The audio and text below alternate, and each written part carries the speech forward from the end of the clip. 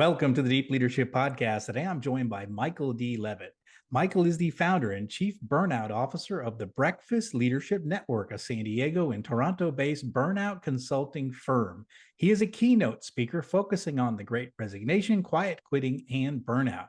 He is the host of the Breakfast Leadership Show, a certified NLP and CBT therapist, and a Fortune 500 consultant.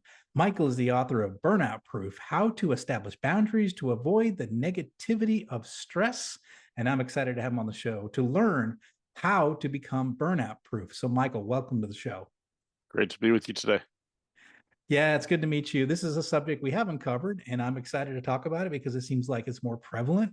Because as we talked about before we press record, the world is changing very quickly, and it's hard to keep up sometimes, and it can be very stressful. So I'm excited about talking about the subject of burnout. But before we get started, tell us what you do at the Breakfast Leadership Network. All kinds of fun stuff, but primarily the organization works with organizations and individuals on burnout recovery. I wish it was prevention, but much like medical care, you usually only go to the doctor when you're not feeling well. But a lot of work on burnout recovery, and then obviously, most importantly, how to prevent it from happening again. Also work with organizations on workplace culture, retention, hiring the right people, and turning organizations around. It's work that I've done professionally, for quite a long time, and back in 2016 launched the business and started writing books and podcast show and speaking and coaching, consulting. It's been a wild ride, and it just still amazes me that this all came from an idea and my own personal journey with burnout, and it launched a fully fledged business. So it's been quite the ride. That's outstanding. And as I talk to many people on the show, everybody kind of gets into their field and expertise in interesting ways. And it sounds like you had a personal experience that led you down this pathway. Definitely. Yeah. Back in 2009, I had my own burnout journey, and just to, keep track of time and whatnot, I'll kind of give you a real concise version of what happened. I was a healthcare executive, and I wasn't taking care of myself, and I was burning out and burning the candle at three ends, as I like to say, and it all came to a crashing halt in May of 2009. And over a period of a year, or 369 days to be exact, the following happened to me. I had a heart attack at age 40 that should have killed me. And then 17 weeks later, during the Great Recession, I lost my job because they didn't want to have me around anymore. So it took me months to find a new job. Finally did. Ended up relocating to Toronto. And shortly after relocating and commuting back to the Windsor, Ontario area across the border from Detroit, while I was working and the family was still down in Windsor, I got a phone call from my oldest daughter, who was 10 at the time, and she said that the bank had come and repossessed our family vehicle. Because when you are on unemployment for a long time and you're not getting a whole lot of money, and you're also taking heart medication that costs $1,000 a month without any drug insurance coverage, you have to make choices on what bills you pay. And thankfully our creditors, had worked with us for quite a long time. We kept them up to speed on things. But if you remember, it was a Great Recession. There was a lot of people going through similar challenges. So the banks exercised their right to take their asset back, and not mad with them. Still bank with that bank today. So I'm not upset. I didn't make the payments. They took the vehicle. There's nothing wrong with that. I know other people might have a different approach on that, but for me, I never blamed anybody but me on all those situations. And then finally, after moving the family up to Toronto, we were getting ready to sell our house. The bank decided to do that for us and foreclose the home. So that was all in a year. So heart attack, job loss, car repossession, home foreclosure, all in a year. And all those things happened to me because I was burned out. I wasn't making good choices at work. I wasn't taking care of myself. Just overwhelmed with everything in life. And after all those things happened, I had a choice. One, I could have said, hey, wow, I'm Superman, I survived all those things. I can just continue living my life the way that I did before, no problem. Look how resilient I am. But I realized, actually, that's not the best way to approach it. So I basically took a very say long journey, but it took me a few years, a journey to rediscover who I am, what I'm about, what I wanted to do, and I needed to reinvent how I live life. I always warn people at this point that 99.9% of people that are burned out or are burning out do not need to reinvent their life. I don't want to scare people thinking, oh no, Yeah. I don't want to be different. Most people just need to make a couple adjustments here and there in their life. And when they do that, it will have a positive ripple effect on other aspects of their life, which will reduce their stress, which of course ends up becoming burnout. But for me, I had to. And then I reinvented myself and went back into healthcare. My parents wanted to have me committed. They're like, "Are you crazy? You're going back into the field that nearly killed you?" And I said, "I'm going to go about it differently." And I did, because I did the work and was successful, grew clinics, was on boards of directors, making health decisions for communities and whatnot. And then I started noticing my peers were burning out, and I thought, okay, I got to do something about this because I've got some knowledge about what burnout can do, and I don't want to see anybody ever go through that. So I started talking with people, and they're like, you know what? I'm just going to work through it, which is usually the mentality. I'll just work through it. It'll get better. Yeah. Yeah. It doesn't get better. Yeah. It doesn't. You're just prolonging the inevitable and maybe running into your own year of worst case scenarios. So I thought, well, let me start doing some research on burnout, and this was in 2014. And I was like, whoa, ho, ho, Yeah. ho, this is bad. This is 2014. So I said, I'm going to start writing about my story a little bit. I didn't write my story, but I was writing about burnout. Here's this and this. And that, spun off into an opportunity to, launch a business on the side and do a little bit of consulting here and there and writing, and then launch the podcast, and then decided to write a book about my story, 369 days. Yeah. And that was my first published book, and went on speaking tours, and then decided I needed to write a book about what I'd experienced in working with people and teams on burnout that was different than mine, because my perspective of burnout and my experience was, obviously pretty severe. In other cases, not so much. So I wanted to start gathering all of that based on all the research that I've done, and that's why I decided to launch Burnout Proof. And it was about ready to launch, and then this little thing called COVID-19 pandemic happened. Yes. So I thought, let's put a hold on this book for a little bit because Yes. I want to see what's going on with this. And then as we talked about in the pre-show, how the burnout numbers started to increase, I'm like, oh no, that's not good. So I went back and I added a chapter on COVID-19 and burnout and whatnot. And it's, we still see the numbers, and it's still there, it's still out there. For some people it's getting worse because stressful situations, and that's what burnout is. The World Health Organization, we've heard from them over the last few years, Yeah. haven't we? Prior to all the fun that we've been dealing with over these past 3+ years, they actually issued what they call an ICD, which is a disease code for burnout. They didn't classify it as a disease, though. They classified it as a workplace phenomenon. And basically, they've defined burnout as prolonged stress that's unaddressed. And I throw in when you're mentally, physically, spiritually, everything drained, and you're just overwhelmed with life and you can't accomplish the things you want to accomplish, which is the kind of the basic definition of burnout. But we can go into the signs and how to prevent it and all that kind of stuff. So that's a long-winded answer to why I got into the work that I'm doing. Yeah.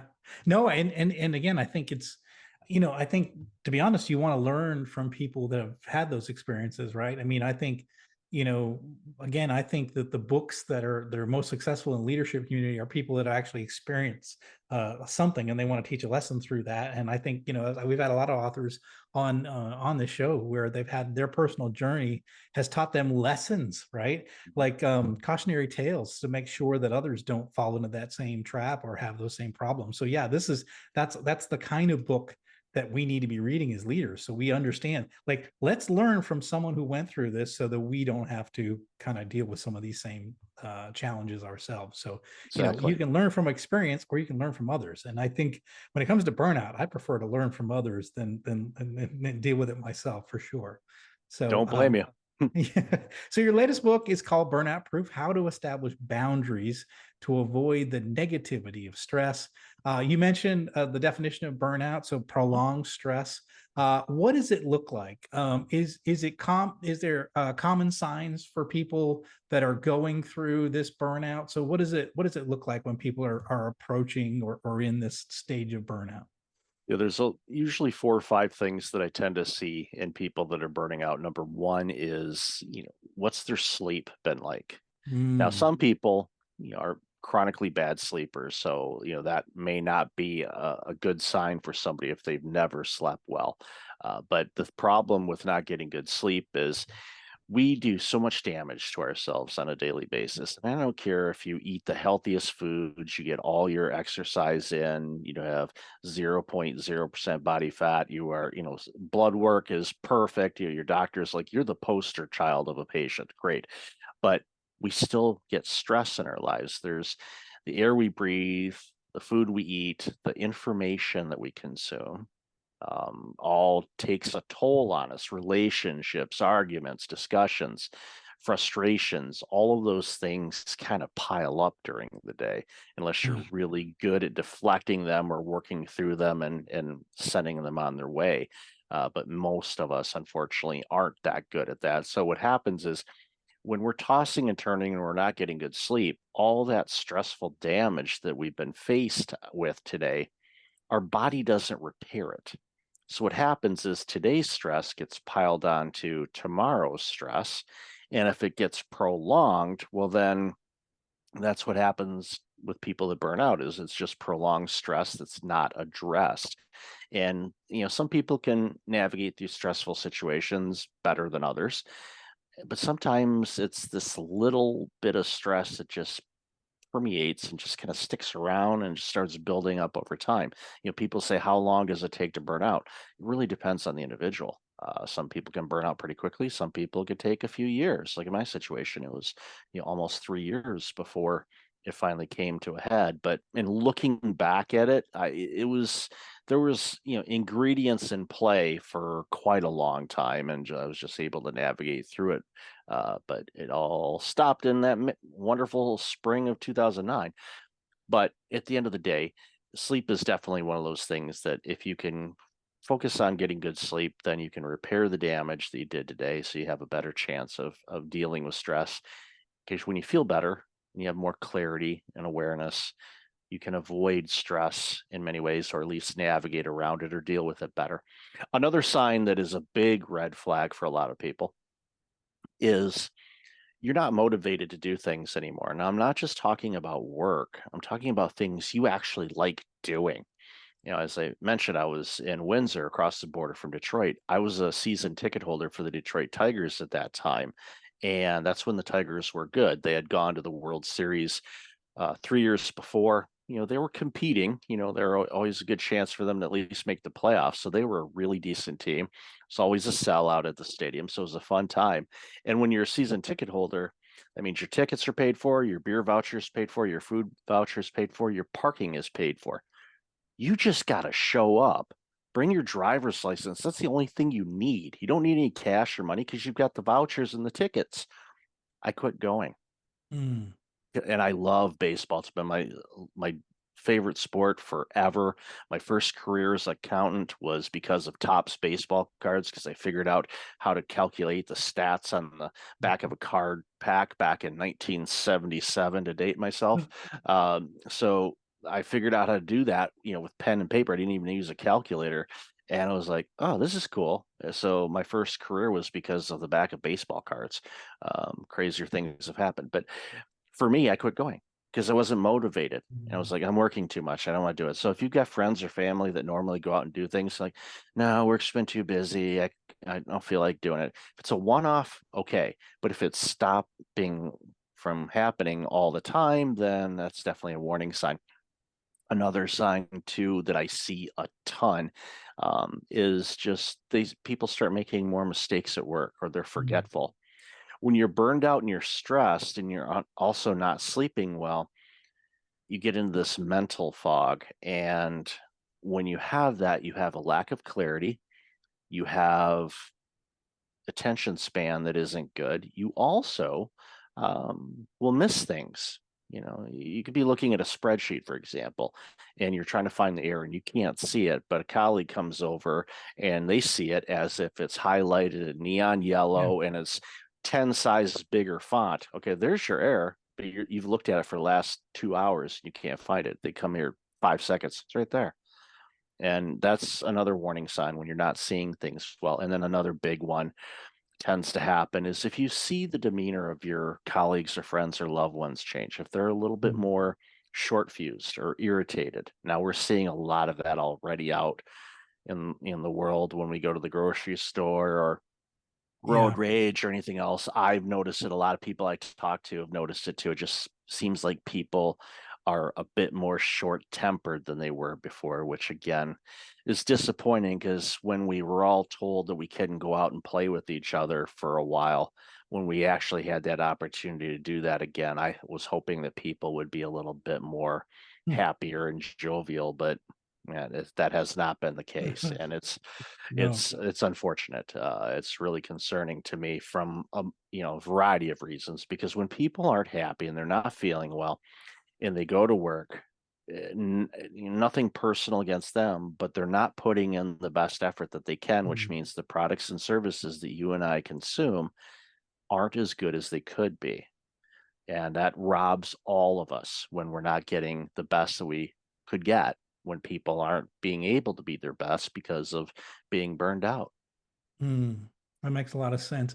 One of the things you said, and it got me thinking too, is you talked about inputs. So you Mhm. mentioned, information. How do you, what are you filling your mind with every day? You mentioned food. You mentioned air. You mentioned sleep. A lot of those are inputs, and it's Yep. almost like uh if you put poisons in, you're going to get getting a poisonous output. So it's almost like you've got to keep control of what you're feeding your mind, what you're feeding your body is going to. So if you're eating a lot of junk food, if you're watching the news and the 24/7 news cycle where everything is a disaster and a problem, right? I Mhm. think that seems like that adds to the stress and it doesn't relieve the stress. Whereas maybe reading a fictional book or going for a walk or doing something that gets you away from that negative inputs is probably helpful, I would imagine. Oh, definitely. It's definitely things that, people should, focus on doing things that they enjoy doing. And yeah, consuming the news all the time, it doesn't matter what flavor you Mm, watch, whether it's CNN or Fox or MSNBC or Newsmax or whatever. They're all the same. mm, They're all sensational because that's what drives people to watch, which boosts ratings, which boosts ad revenue.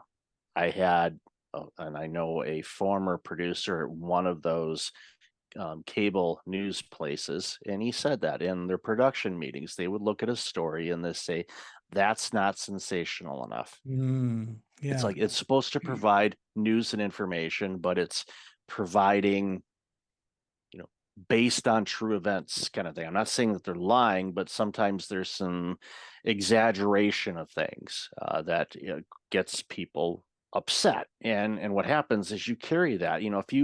If you like one political party and you hate the other campaign or party or whatever, when that other person comes on the screen, if you really don't like them for whatever reasons, you tense up, you get Mm, angry.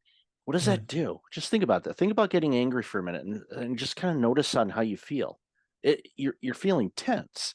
And if that's going on throughout the day and you're watching a 30-minute news segment or you're watching it the local news comes on at 4 and you watch it until 7 and then you watch Jeopardy for half an hour, then the news is back on again. Yeah, you're watching maybe 6, 7, 8, 10 hours of news a day potentially, or you have it running in the background. You're consuming a lot of negativity, and that's going to take a toll. I don't tell people to live in a cave and don't watch the news. I do say have some boundaries around what you consume. Mm. understand what's good for you. The information you consume, limit it. You don't need to watch 12 hours of news.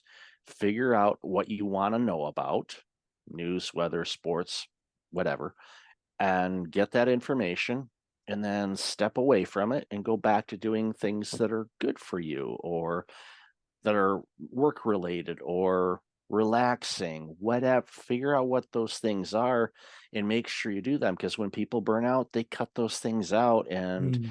it just takes a negative toll on everybody. Yeah, absolutely. I know for me personally, I stopped following politics when Trump and Hillary were running against each other. That's when it got to the point where I was like, I can't take it anymore. And I completely unplugged from American politics, and I was kind of a little bit of a political junkie. I was always kind of following what was happening, but I unplugged, and that's probably the best thing that's ever happened to me. Like, I don't really know day to day what's happening in the political, arena, and I think it's better. Yeah, It's almost better. It's more healthy. A lot of I times agree. someone will say, "Can you believe this happened?" I'm like, "What happened? I didn't even hear about it." Yeah, So it's a kind of there's almost an ignorance is bliss kind of thing. I don't know if that's true, but for me personally, I don't I don't have to worry about that. It's almost like I let go of that stress. I was like, I this is causing me too much stress. I let go of it, and now I don't worry about it. And I think we have to find, again, healthy alternatives. Don't eat the junk food, eat the fruit, right? I think mhm, that's the same thing with the information that's coming in. Don't eat the junk. yeah. Consume content that is uplifting and it's going to help you versus going to make you stressed. Exactly. Write down, something that Brian Tracy and Jim Rohn both and other influential leaders in our history have all said, have goals for your personal life. Write them down every day. Don't just write them down. So, okay, this is my goal. And great. No, literally take time and take 5 minutes to write them out every day, because there's something about handwriting them out Mm. that commits them to part of your brain where you're going to, like, okay, that's a motivating factor for me to get closer to that step.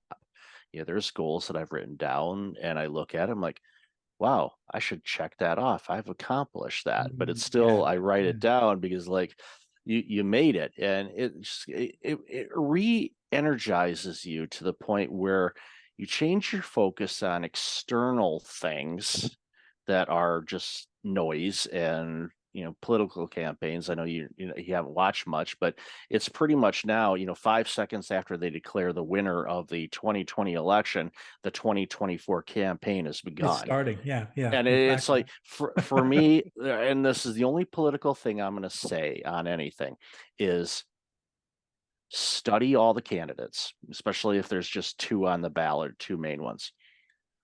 What are your beliefs as an individual, your causes, environment, healthcare, education, the big items and small ones. Find out, and there's ways to do that. Find out where each candidate stands on those things, and then go with your gut and your choice of who would likely implement those things to move those things forward. That's how I approach things, and that's where I'm going to stop, because yeah, otherwise, you don't need to it, watch a it, 24/7 news cycle to do that. To do a no, little research, no. right? What Yeah. figure out as an individual what's Yeah. important to you, not what the news is telling you is important. Yes, Figure exactly. figure out what's important to you and your family and your kids, your grandkids, or your community, and just figure out who the best candidates are to do that. And if they're not there, then start demanding your Congress people to start focusing on those things to improve your community, Yeah. because that's why they're there. Yeah, absolutely. Absolutely. Um, you talk about establishing boundaries. I was curious about that. Mhm. What does that look like? How do we do it, and why is it important?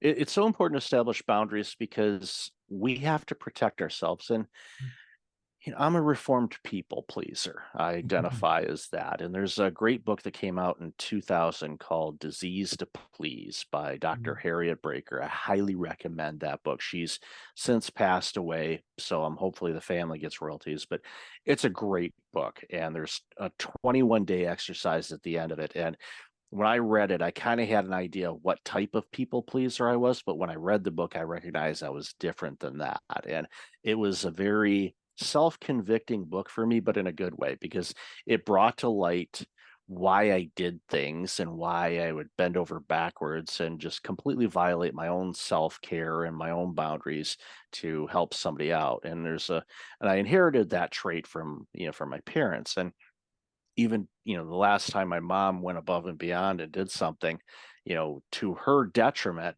I finally told her, I said, Mom, you got to quit cutting off your feet to give somebody shoes. Mm, Give them shoes. You keep mm. your shoes. You gotta take Right. care of you first. The Right. airline's oxygen mask on first before you help Yeah. any else. It's the same thing. We have to take care of ourselves first, and that can be hard because especially if we've grown up in the, "Well, you help out others before you're s" no, it's in religions or, the talk about that too, but you have to take care of you because there no one else will. You Yeah. Yeah. you are you have to take care of yourself. I think of, one of the popular leadership styles is servant leadership, where you're sort of putting people above yourself. And I see that, talking with a lot of pastors and people in the Christian community, for example, there is heavy, heavy, heavy burnout in that leadership, in those leadership ranks, because of this idea of trying to take care of everybody and not yourself. And I think Yeah, that if you do that, if you can't do that for the long term, and I think right. that's why it's important to self-care is essential. If you want to be a great servant leader, serve yourself and serve others. You can't Yeah. just serve others. Like you said, cut off your foot to give somebody a shoe, right? That's ultimately going to be a short career. Yeah, absolutely. Yeah, it's a case of if you take care of your best self, then when you do serve, they're getting a much better version of you than they would have otherwise. Yeah. And you're still taking care of yourself, but you're helping and you're actually better at it than you would be otherwise. Do you talk about in the book self-care items and ways that we can take care of that? So what are some of those that we should be thinking about from a self-care standpoint? Yeah, definitely you got to make sure that you get good sleep and instead of spending money on that brand new 8,000-inch television to replace your 6,000-inch television, invest in a good bed and good Mm. pillow and good bedding. Find the mattress and the comfort that feels good to you because think about it. Where do we spend the most consecutive hours of our day in one spot? Where we sleep. And Right. if we get good quality sleep, that helps you navigate around or through stressful situations easier because you're rested, you're prepared. You know this from your military training and service. When you're going into battle, what do you want to be? As prepared as you possibly can be to be successful. The athletes do it. We should all do it. How do I make sure that I am the best version of me tomorrow? Well, I know what I got to do today in order to make that happen tomorrow. From just, making sure I'm taking care of myself, eating the foods that I know are right for me, Yeah. and avoiding the foods that aren't, as best I can, and just keeping track of things and doing the things I want to do, keeping track of my to-do list, accomplishing things. Check those things off that you do, even if it's little. There's something about accomplishing something. You feel good. You're like, yeah, I did that, got that done. It's just there's reinforce yourself of, just doing good things that are benefiting you, which of course benefits others. And when you do that, it makes your life so much better. But yeah, there's all kinds of examples in the book and whatnot. Yeah. You keep talking about sleep, and I keep thinking that is like the one thing I stink at. So I'm a 4 a.m. guy. I like to get up early. I like to get a lot done. Yep, I me too. don't get enough sleep during the week. I know that, and everything I've ever read talks about the importance of sleep, and it's just an area I don't focus enough attention on. But so you're giving me a good reminder, because I had one of my employees today said, like, how much sleep do you get? I said, well, last night I went to bed at 11:30, got up at 4. And he's like, that's not enough sleep. You need more sleep. And I'm Yeah. like, yeah, I know that. But it's interesting that there's part of me is the idea of like wanting to get more done. So I Mhm. get more day if I sleep less at night. But I Right. also realize, like you say, that puts a toll on your body. You don't get enough time to reset. And we were talking about the military. We never got enough sleep in the military. We were always up, and I maybe it's bad habits I picked up when I was in the Yeah. military, which is I Well, just need a nap and I'm good. Yeah, well, when, I used to see all the movies and TV shows of, military things and that, and they're showing, the barracks and where, the military personnel are sleeping. It's like they don't sleep. Why do they don't get issued beds? What's that all about? It's like Yeah. find a corner, use your helmet. If you take off your shirt, you can wrap the helmet a little bit so it gives a little Oh cushion. no, seriously, military guys we can sleep anywhere, and women too. We can sleep anywhere. I make a joke. I said I can sleep on a ladder. I mean, I don't. But I think, but to your point, I shouldn't be doing this. I should be getting a good 7 8 hours of sleep and then really reset my body for a good day. It's one of the areas I just have never. I've done a lot of great things for self-care, but that's one I've never done a good job at, especially during the week. I do better Well, job on the weekends. Well, I think too, one of the things is you mentioned about you want to get everything more things done. You just have to look at, okay, what are those more things? Yeah. What of those things are there any things that could be delegated or Mm. deferred or deleted that's not moving your initiatives forward? It's like a real quick example is like you list out 10 things on your to-do list. It's like you look at them and you go, okay, what of these, these 10, pick two that's going to make the biggest impact on your initiatives, your goal, what you need to accomplish this week, whatever.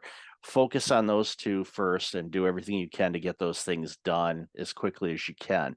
Then that way, it's like the 80-20 rule. It's like 80% of your impact is going to be done by the 20% of what you do. So you just like, okay, I'm going to pick on a couple of those things and hammer those home. And then the other things, they may still be important, or you may go, you know what, I don't need to do those right now, or I can do those later. And it's it's an ongoing daily exercise to do Yeah. that, but that may help with the needing to get so much done. I'm an early riser too, so 4 a.m. is not a foreign time for me either. But Yeah. I do turn in, later, but not it depends. I usually try to be consistent with my wake up and my going to bed time, but sometimes there's things that come up, or I'm like, I'm not sleepy. Well, I'm not going to lay in bed because all that's going to do is just toss and Yeah. turn Yeah. and not do that. So I might as well be productive or do something to unwind. But eventually, it's like, okay, I'm ready to go sleep now, and I still get a decent night's sleep. So, and just figure out what the best sleep is for you, where you feel Mm. it, and just document it. Figure out how you feel. Like, okay, do I feel good today? No. Okay. All right, what did I eat? How much sleep did I get? And you just Yeah. you I, tweak I, it and adjust it. I love that this idea of self-assessment. We as leaders are good at that, right? We're good at assessing the business and say, okay, well, this isn't working. Maybe I need to adjust this. What levers do I need to pull to get Mhm. the business in optimum performance? Is it people? Is it a process? Is it a pricing? Is it a customers, more time with marketing? And so we're always doing that as leaders, right? So, but you're saying do it for yourself. Like actually notice what works, what doesn't work, what levers can you pull in your life to reduce that stress, reduce that anxiety, and to get your body to be able to be recharged, refreshed, and ready to go every day. And what's derailing you, instead of waiting till you reach that burnout and have some sort of catastrophic failure, what can you do to self-correct on a daily and weekly basis? I think that's what you're saying. And I really like that. Yep, it's just little adjustments along the way. Like I said before, will make a big, big difference. And you just start in one area that you think that you can be successful at maybe adjusting, and you do that. And then from there you can, take stock and go, okay, where we are now. Where are we at in the campaign? Where are we at in this initiative? And adjust accordingly. But again, with clarity, you'll see things clearer. Because if you Mm. don't have any clarity and your head's in a fog, yeah, you're not going to be able to see things as clear as you need to. Yeah, yeah, absolutely. So this has been interesting. I mean, there's a lot of things that are in here. I think we all are dealing with prolonged stress, and we are dealing with a lot of these issues, especially coming out of the pandemic. I think it hasn't, if anything, it's gotten the pace of change is continuing to increase. So a lot of people are dealing with these issues, and this book is going to be helpful to them. What final message would you like to leave with our listeners on this subject of burnout? It's something you don't want to stick around with. For me, it was really catastrophic. I wouldn't wish that upon anybody. People that I love, I don't hate anybody, but there's people that may not like me as much as I like me. But you just want to make sure that you take care of yourself first. Do things in life you enjoy doing. Make sure you schedule those things like you would schedule a meeting or appointment. Schedule those things in life you enjoy doing. Make sure you do that every week, and it'll go a long way in helping you prevent burnout. Oh, fantastic. Fantastic. So, listeners, the book is called Burnout Proof and highly recommended. This is definitely an issue that we're all dealing with in this modern era that we live in. Change comes quicker and quicker. You got to make sure you take care of yourself. Otherwise, you're going to fall victim of burnout. And burnout can be, as you said, catastrophic. And we don't want that to happen in our lives Mm. because we can't be the best we can be for our organizations if we're burnt out. So I think it's an important message. I really like what you've talked about, this idea of taking care of yourself, taking care of those inputs, making sure you're getting your sleep, make sure you're eating right, make sure you're not filling your head full of nasty information that you just can't sleep because you're thinking about. So these things are really essential in becoming the best that we can be as leaders. Michael, how can our listeners find out more about you, your services, and this new book? The best way to find me is go to breakfastleadership.com. There's all kinds of links at the top and resources for my blog, podcast, online courses, things like that. There for your listening audience, if you go to breakfastleadership.com/burnout book, so burnout book, all one word, you can get a free PDF copy of Burnout Proof, and it's a quick read. It's less than 100 pages. That's intentional because if you're burned out, are you going to read a Tim Ferriss 600-page book? Probably not. Don't try to carry one of those in a backpack, by the way, because you'll need a chiropractor afterwards. That is one thick book. That Tool of Titans book. My goodness, is that thing huge? Takes up half a bookshelf, but it's a good book. But don't consume it all at once. It's impossible to, but it's a great book. But yeah, mine is much thinner than that and easy to fit in. Maybe even a coat pocket if you want to. But yeah, just go to breakfastleadership.com/burnout book and just enter your name and email and mother's maiden. No, I'm kidding. Don't put your mother's maiden name. I don't One need to time. know that. Yeah, no, yeah. And one time in your social. No, don't put any of that stuff in there. Just name, email. If you want to type me a message in there, you can, or you can say you found out about it on this show. We'll get a copy to you right away. And then love to chat with anybody that is challenged with burnout, or if they think somebody they know is burned out, more than happy to have a conversation with them. Fantastic. And again, you just heard that you get a free resource. If you go to that link, it's on the show notes below. Click on that link, you get a free PDF and you get a chance to connect with Michael and you can deal with whatever you're stressing you out right now. And you want to talk to the expert on burnout, Michael's your man.